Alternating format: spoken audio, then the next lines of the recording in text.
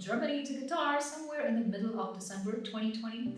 I've been in Qatar for the past 2 months now. I've had some very personal, pressing, imminent reasons to be here, so I would like to take this opportunity to clarify that this is not a video encouraging international travel or really travel of any kind in any way, shape, or form, because we do live in tricky times.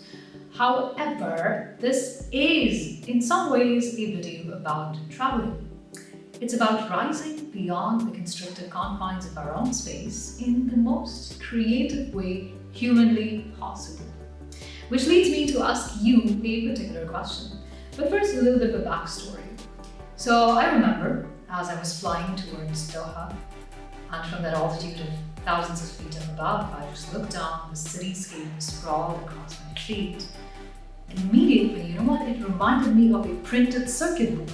That's right, a PCB, just because of how intricately and densely packed it was and just lined and all of that, but just to connect, I immediately drew this parallel. So this is what I want to ask you. When was the last time that you saw a pattern arise from somewhere where it did not actually exist? Well, turns out there very much is a name for this phenomenon. It's called pareidolia. It is the tendency of the human mind to conjure up images where they do not exist in actuality. It's truly fascinating how the mind works, isn't it? But then that brings me to the grand unveiling of the first book of this video, which is one of two. So please stay tuned because there is double the awesomeness coming up. The first book is called You Are Here, Around the World in 92 Minutes. So where are you, and why 92, and why did we just talk about flying in pareidolia? We're going to touch upon all of these, but first, let us take a look at who the author of this book is. It is this guy. Big smoke standing in the morning. Big smoke pointed at the sky. Big smoke, take away our sister. Lift her up and show us how to fly. So to me, Around the World in 92 Days is sort of a very feel-good book. It's very delightful, heart-melting read, and I love it for two reasons. So first of all, as you flip through the pages of the book, you feel like you're swooshing around the Earth at 27,580 kilometers per hour, which is essentially the speed of the International Space Station. The ISS takes 92 minutes to complete one orbit around the Earth, and hence it's called Around the World in 92 Minutes. And so Chris Hadfield basically has been a mission specialist and on board the ISS throughout his illustrious career multiple times, along with his camera, has managed to capture some truly unique, exquisite images of the Earth, the surrounding landscape, seascape, and what have you, and compile them together in this book. So it's a picture book, mostly, it's 90% pictures, but it's just so striking, the images, and they're all so breathtaking. And I would like to point out that this is one of those times where it is okay to have minor respiratory problems. That's completely fine.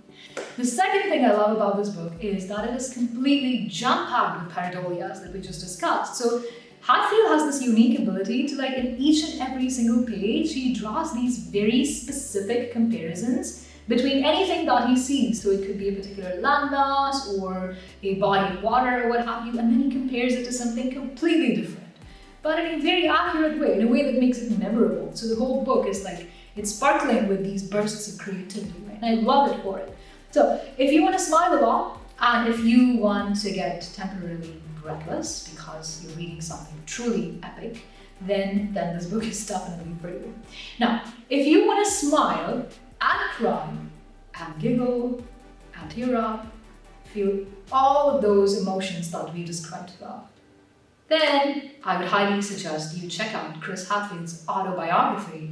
It's called An Astronaut's Guide to Life on Earth.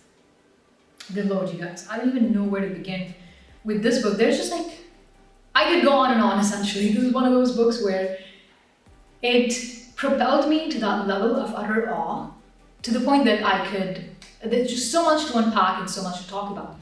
But essentially, the one thing that truly struck me about this book is just how profound it is with all of these little life lessons that are essential to keep us grounded pun intended, but that we often forget in the daily monotony and humdrum of everyday life.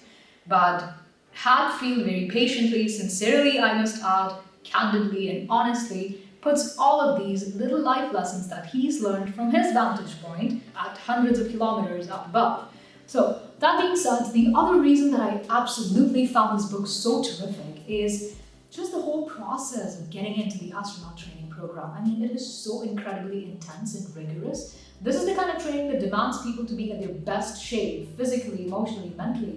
Intellectually, they have to be proficiently sound in all manners of things, just basically all-rounders. They have to be emotionally fit, they have to be physically fit, right? So it takes a lot from a person to do that because it requires you to be perfect in a variety of different spheres. So truly, if you pick up a book like this and you look at how somebody can consistently keep at it, keep themselves in that process, which is extremely rigorous, exhausting, very, very persistent and prolonged and all of that, right? And how somebody can kind of emerge through that with flying colors, which is what happens when people become an astronaut or essentially even realize any of their dream goals. So just like that journey, staying with them, reading about it is truly exceptional because often we don't see all of the incredible amount of work that goes behind that. This reminds me of a quote by Hatfield. He writes in the book that, well, I'm in space now. Yeah, it took me only 4 minutes and 82 seconds to get here, give or take a few thousand days in practice, right? So that's saying a lot. And so when I picked up this book, when somebody is talking honestly, openly, sincerely about their life journey and what it took for them to get to their goal and how they persisted through the phase of it all, that does something to a reader, you know? And I just felt so powerful reading that. It's incredible because I felt powerful by association, you know? And this is again one of the truly wonderful things about this book is that it honestly motivates you this way. But then even apart from that, there were other facts that I learned. For instance, I did not know that astronauts have to quarantine before they're required to fly, which does of course make perfect sense. They quarantine for the same reasons that the rest of the world is doing right now. It's basically to prevent harmful pathogens or what have you coming in their way and sabotaging any potential missions worth millions of dollars, if that makes sense. So ideally the quarantine period would be like 2 weeks with controlled visits with family and friends, right? And then that would be followed by their stay on the ISS, which on average takes up to 6 months. So in some ways it's like a form of isolation on the Earth leading up to prolonged isolation, which is like, if you think about space, is the superlative form of isolation, right? So in some ways, an astronaut would be the best person to talk to us about isolating and quarantining and dealing with all of that and developing the mental sturdiness to keep yourself sane through these difficult, challenging, sometimes even harrowing times, which is where I'd like to end this video. I know that times are tough, and times are bizarre, but let us all remind ourselves that we are strong. You are strong. So hang in there. Or better still, pick up a book, flip through the pages, and travel the world through it. And I hope you enjoy the view while you're at it.